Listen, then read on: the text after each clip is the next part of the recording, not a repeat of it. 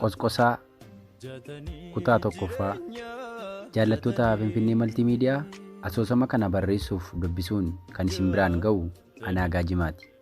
Asoosama kana guyyaa Jimaataa yeroo maraa kan isin biraan ga'u ta'a. Yaadaaf qeeqa keessan naa laataa yoo deemtan hedduu natti tola. Nu caqasaan affeerraa keenya amma kallattumaan gara seenessichaatti waliin dabarra. Halkan waxxeessa ture. Sa'aatii koo ilaallaan sa'a 2:14 jedha ture. Raammoo yaadaa gugsee natti nam'e. Hirribaa na dhorkee yeroo hirribaa kan naaf ture deebi'ee yeroo jeeqamaa naa ta'e. Yaani natti duude bitaaf mirgan qabu. Mataaf miila qabaatee funyoon hin hidhamu. Bifan qabu qabeen qabu. Yaadaa wal'aa wayiiti. Ammoo waa'ee jireenyaa ture. Jireenya anaa tuujubaa likkaasaa ilma boqonnaan isaa hagabuu jeequmsi isaa quufaasani. Waa'ee maaliinan yaaduu eegalee kana anuun beeku. Utuman ciisee yaaduu lafti waarii ta'uu malee humaa waan hin beekuun qabu ture.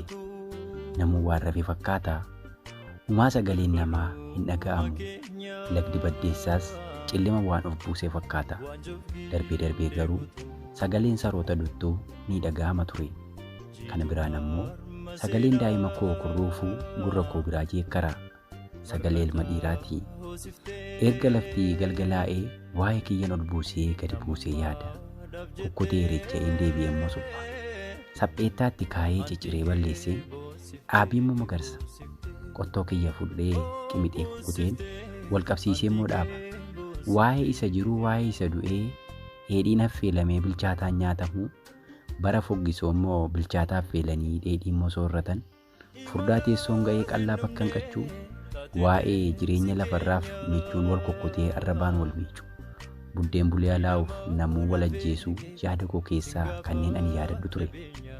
Waadaan ofiif galee guuttachuu dadhabee sun ammoo akka gaabbiitti natti dhaga'ama ture. Waadaa ulee kaasee na dhaanu. Dhaanee na kuffisu waadaa gubee na nyaatu san. Barreessaa jabaa ta'uu barreessaa dhugaa isa gugsa namaa malee waca dibbee malee waamichaan alatti namuu iyyaafatu san ta'uu isa namuun yaadee of qossaa. Dugiin baadhee deemu isa deemsa na dhorkin dugdaan ciisee yaada. Of abaaruu koo yaadeen takka waan sirriin dalaga jedheen of sororsaa. Takka immoo ani waan sirriin goone jedheen of onnoba. Anaaf ana wallola. Arrabaan qullaa'uuf dhaabeen gabaa kophummaaf itti kofalchiisa. Takkii of aboottiseen dukkana gammachiisa. Barrii barreessaa dhugaa ammaa erga fagaatee maaf gowwomtee of sobdaa maaliif of onnobda? Waa'ee barreessuufaa waa'ee dhugaa buqqatanii haqa diddiganii ammaan erga darbee barrisaa fagoodha. Gadaayyuu hin qabu deeme fagaateera. Maaf raata'aa taataa barreessaa ta'uudhaaf dursa unka guuttaa kan paartiif kan chaartii jedheen abdii muraa. Yaanni abdii murree dideen ajaji'a akka foon ayyaanaa.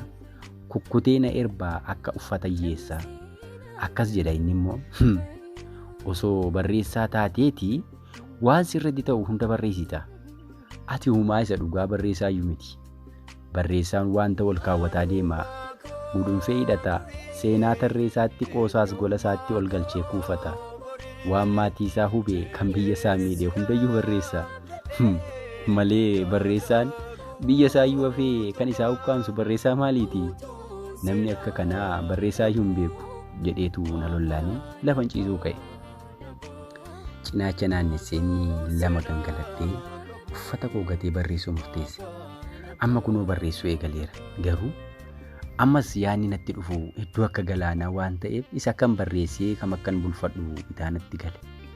Dhimma ana dhuunfaa koo katabuus yaaleen of ceepha'e. Namni akkamitti waa'ee dhuunfaa isaa dhiphatee halkaniin ka'ee kataba jedheen of gaafadhe. Saalfii guddaa natti ta'e. Waan duubaan jedhamu yaade. Jecha namaa huursa kolfaaf kikiksa mandaraa waa'ee koon buna dhugan san yaadeen waa'ee koo yeroo bulfachuu murteesse. Qalbiin koo inni dhugaan garuu naa fudhachuu didee. Waaw dhimma biraa akka katabdu hin ayyamu. Waa'ee dhuma kee barreessi. Waa'ee fiigdee injifattee deeggartoota dhabdee san.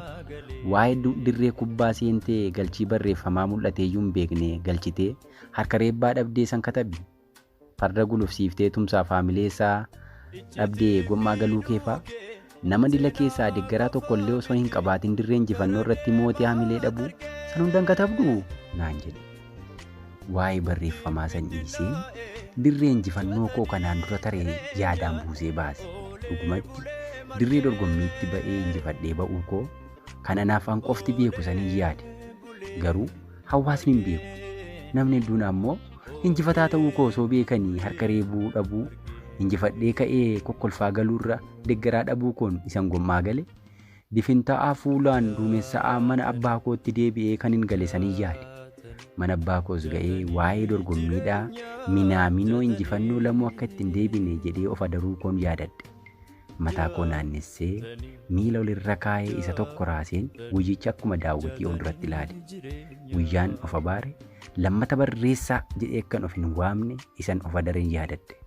Toobbata yoon qalamaaf daftara walitti hirkise yoon dhungoo qalamaatiif daftara barbaade ani nama miti isan jedhe santu na dura ijaache.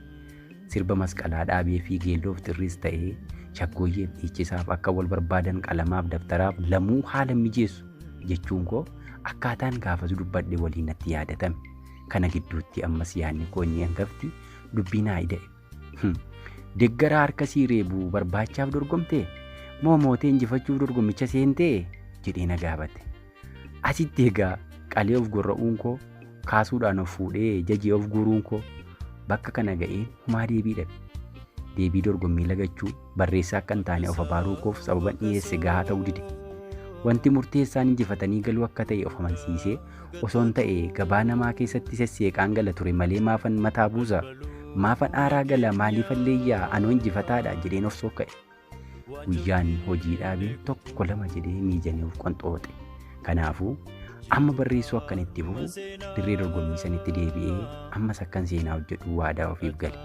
Farda barreeffamaa kubbaaf ulee kaachoo kiyyan qopheeffadhaan waadaa ofiif seene.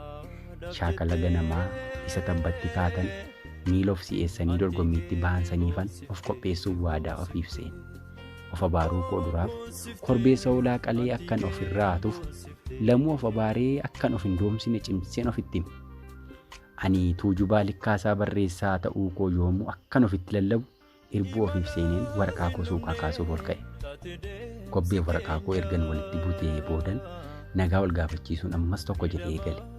Waraqaa kiyya irratti qosqosaa jedhee mata duree uumeef waa'ee qosqosaa jireenyaa isa jiruu dhabee jireenyaa isa maraatuu gabaan qassoo itti kolfaa ture san as keessatti yaadachuu murteesse. Jireenyi maraachi kitaabumti an katabuyyuu maqaa isaa akka ta'u yaade.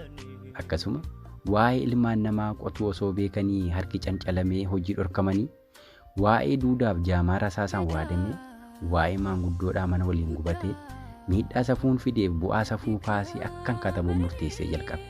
Dursa ofii korraan rakkoo koo katabuuf mudhii hidhadhee ka'e.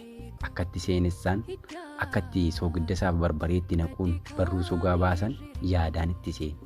Halkanuma kanan tuqaarraa kaasee furgaasee deemsisuuf murteeffadhee ka'e. Amma nan barreessa. Egaan dhaggeeffattoota keenya kutaa itti aanu keessatti maaltu ta'e na laata? Walumaan kan ilaallu ta'a. Haga torbeetti nagaan nuuf turaa jechaa qophii kana waliin kan isin faana ture barreessuudhaanis ta'ee qindeessuudhaan Anaa Gaajjimaati. Finfinnee Maltiimiidiyaa laayik, sheer, sabiskiraayib gochuun dagatinaan affeerraa keenya.